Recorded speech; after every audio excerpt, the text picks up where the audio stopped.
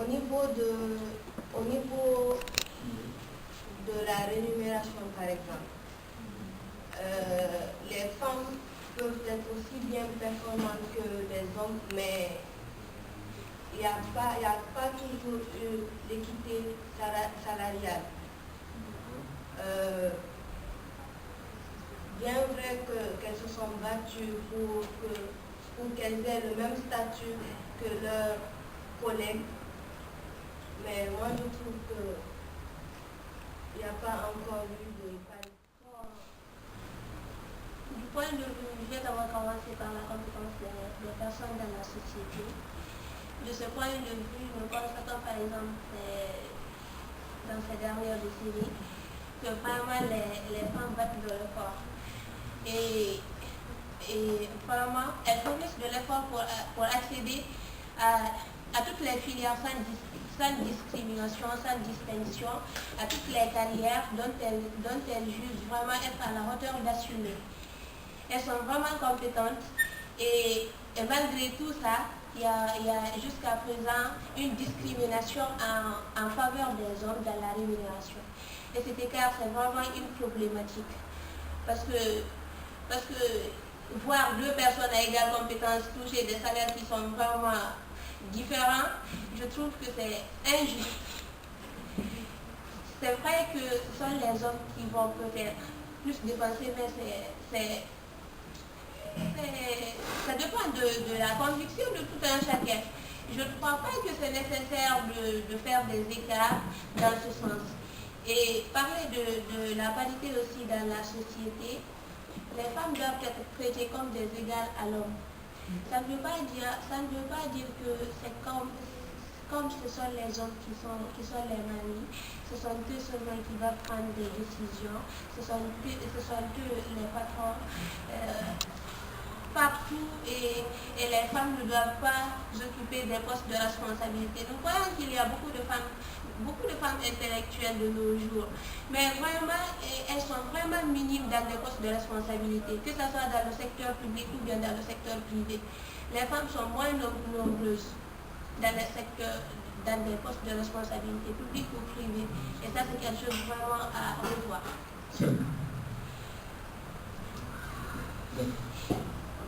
Alors, amitié, donner le pouvoir aux femmes et aller se coucher. Donner le pouvoir aux femmes et aller se coucher.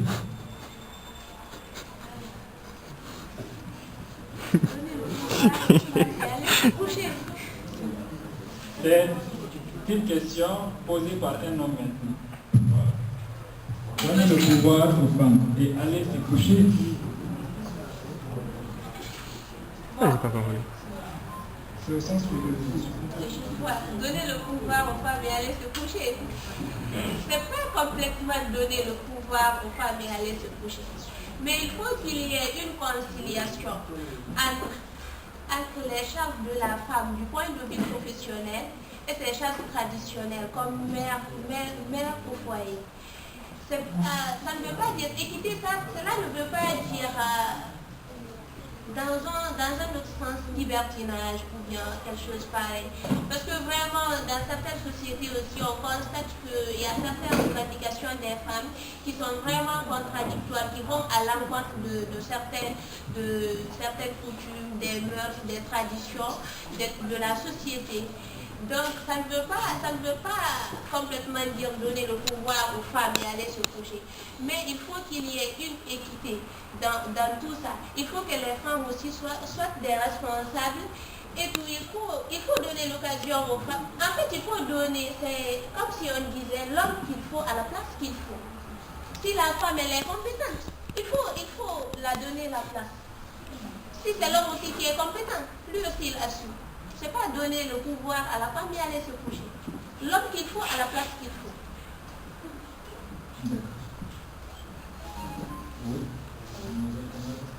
J'avoue que c'est une longue question. Donner le pouvoir et aller se coucher.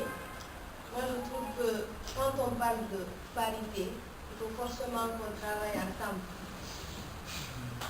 si c'est un homme qui a posé cette question, c'est que je crois qu'il pense que lorsqu'on donne le pouvoir à une femme, la société ne va jamais avancer. Moi, je trouve que cette conception des choses des hommes ne va pas aussitôt faire avancer les choses au point de vue paritaire.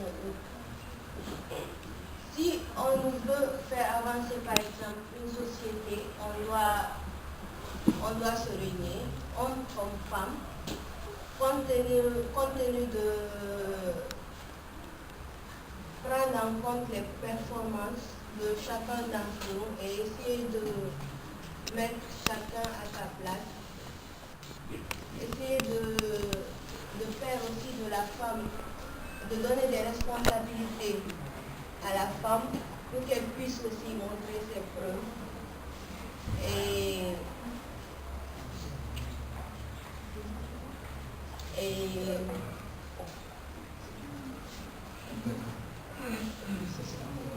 maintenant, la dernière question.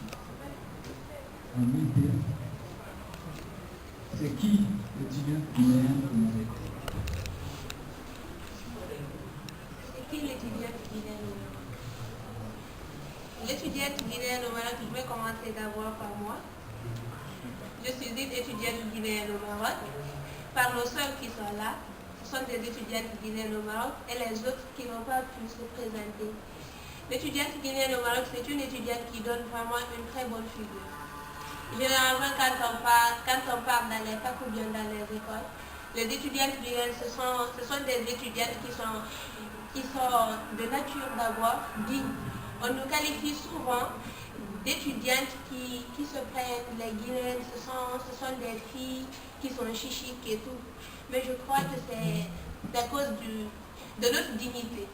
Et ce sont des filles qui sont courageuses, qui font leurs preuves et vraiment, disons, elles font la fierté. Je commencerai par moi. Vraiment, je suis fière d'être une étudiante guinéenne.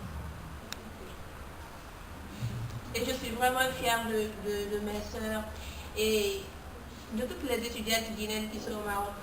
Nous donnons vraiment une bonne figure. Donc, si encore toujours avec la même question, on dit il y a étudiante guinéenne, mais il y a étudiante africaine. L'étudiante guinéenne est au milieu des étudiantes africaines. Alors, comment est-ce que l'on peut reconnaître une étudiante guinéenne parmi les Africains?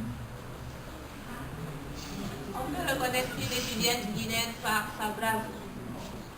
On peut reconnaître une étudiante guinéenne par son comportement, que ce soit physique ou moral. On peut reconnaître une étudiante guinéenne par vraiment sa culture, son respect, son intelligence et même sa beauté. Voilà, t'as tout dit. Je me permets encore de poursuivre. Vous parlez de culture. On est en Afrique. Le Béninois ou la Béninoise aussi dira qu'elle est fière de sa culture, elle est fière. Bien sûr. La Sud-Africaine, la Burkinabé, ainsi de suite. Oui. Alors, vous parlez de culture, vous parlez de respect. Chacune d'elles affirmera la même chose. Qu'est-ce qui montre la particularité guinéenne du côté culturel et du côté du respect? Du côté De la culture. du côté de la culture et du côté du respect. En fait, c'est vrai, à chaque nationalité sa culture. À chaque peuple sa tradition. Mais chaque nationalité aussi a ses particularités. Je dirais que les étudiantes guinéennes sont généralement des étudiantes qui, dans leur nature, sont un peu modestes.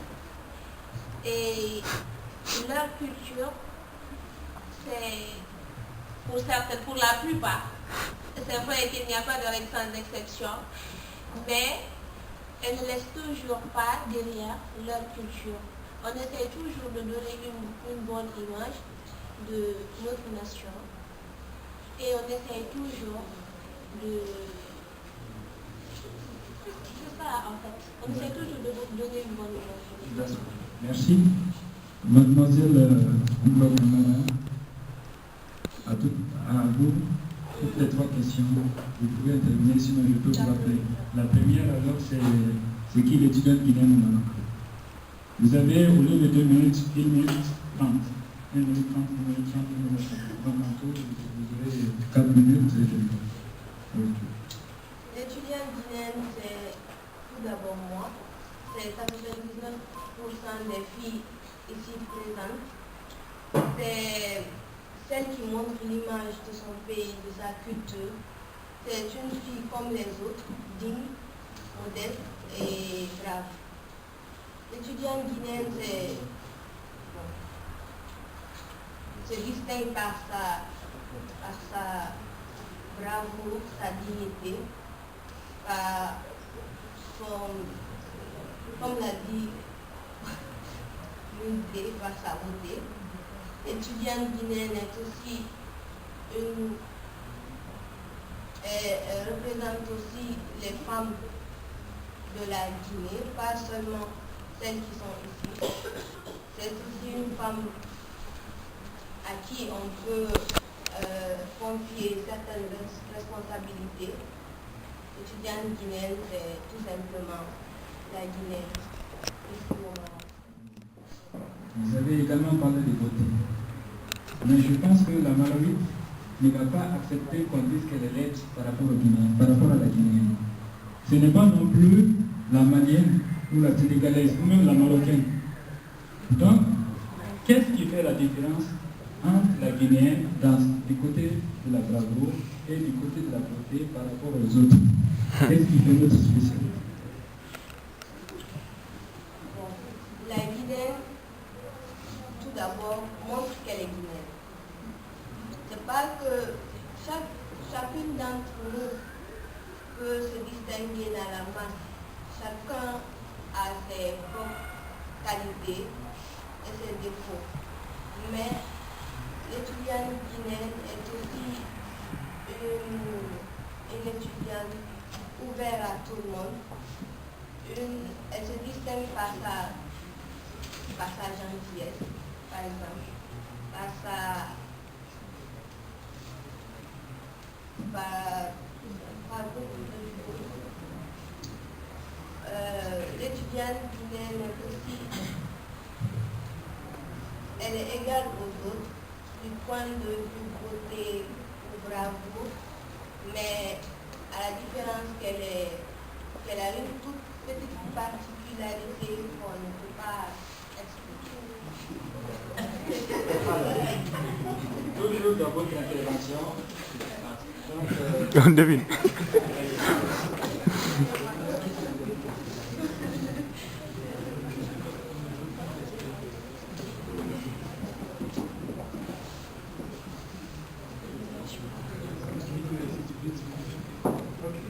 je pense que tout le monde peut m'entendre, n'est-ce pas? Ok. Toujours dans votre intervention, vous avez parlé d'étudiants guinéens très gentils. Gentils, hein? Alors, si vous parlez de gentillesse, vous voulez dire quoi exactement? Est-ce que, par exemple, moi qui suis homme, je vois une fille guinéenne, je lui dis donne-moi 50 dirhams, elle me donne. Ou bien, qu'est-ce que vous voulez dire par gentillesse? Je peux dire par rapport aux autres, l'étudiant guinéen est plus ouvert aux autres nationalités. Elle est plus sociale, plus Extroverti.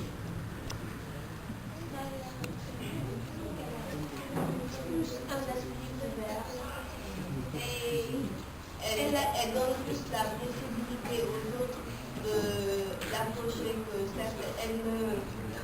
L'étudiante guinéenne est une personne qu'on ne peut pas aussi facilement distinguer des autres quand il s'agit d'ouverture, de sociabilité. Nous sommes, je ne dirais pas les plus ouverts aux autres, mais on ne fait pas aussi souvent de distinction entre une Guinéenne par exemple et une Sénégalaise comme le fait les autres. C'est pas si vous me demandez 500 000 à l'heure que je vous donne, non, je ne parle pas de ce côté, mais du point de vue social de l'ouverture aux autres nationalités. Merci pour je pense que ça a été respecté par rapport à son propre discours.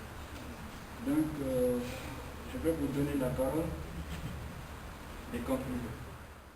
On doit faire de la parité et de l'égalité entre l'homme et la femme un sujet le plus souvent évoqué. On doit évoquer le plus souvent ce sujet pour permettre aux femmes de s'exprimer et de se sentir égales aux hommes.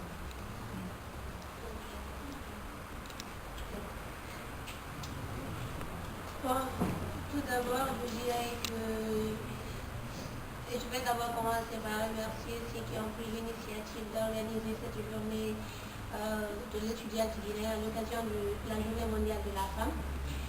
Et je dirais que c'est vraiment un sujet très intéressant. Et nous les femmes et tout homme qui est vraiment conscient, nous saluons vraiment toute discrimination positive qui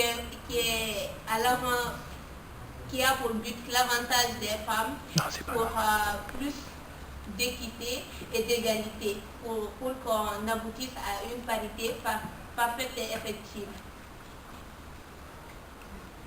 Ok. Nous vous remercions. Je venais d'assister au débat. Un débat dont vraiment, je ne m'attendais pas à un tel degré vraiment c'est-à-dire du côté actif de chacune des deux débatteuses, vraiment elles se sont efforcées et également elles sont allées même au-delà de mes attentes. Elles ont vraiment essayé de donner plus d'éléments de réponse par rapport aux différentes questions qui vraiment parfois étaient un peu, qui taquinent parfois, qui ne sont pas du tout faciles en temps normal d'être résolues, mais malgré tout, elles ont essayé de donner leur point de vue par rapport à ces questions. Donc nous remercions, je remercie personnellement les débatteuses d'abord pour leur courage de se présenter en tant que candidates en premier lieu, et ensuite le fait aussi qu'elles ont montré leur disponibilité pour être là à temps, et enfin pour la brillante prestation qu'elles viennent de faire par rapport à ce débat.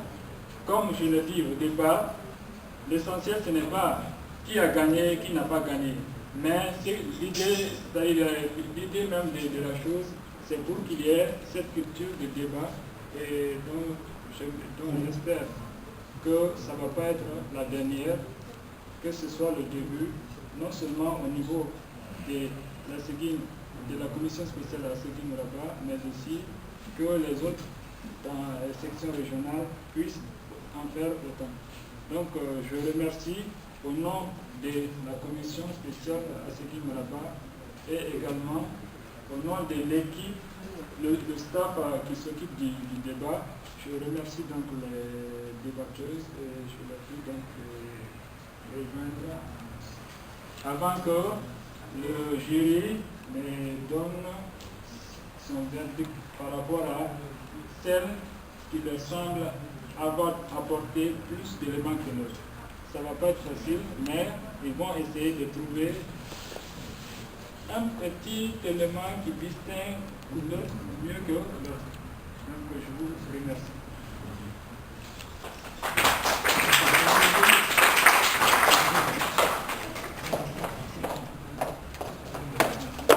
Il faut vous saluer.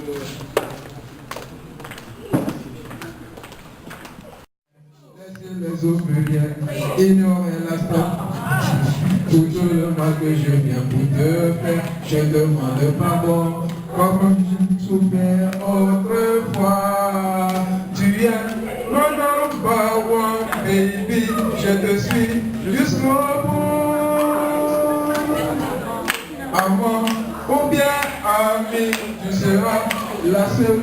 Je n'avoue, je veux voir comme ça pour elle.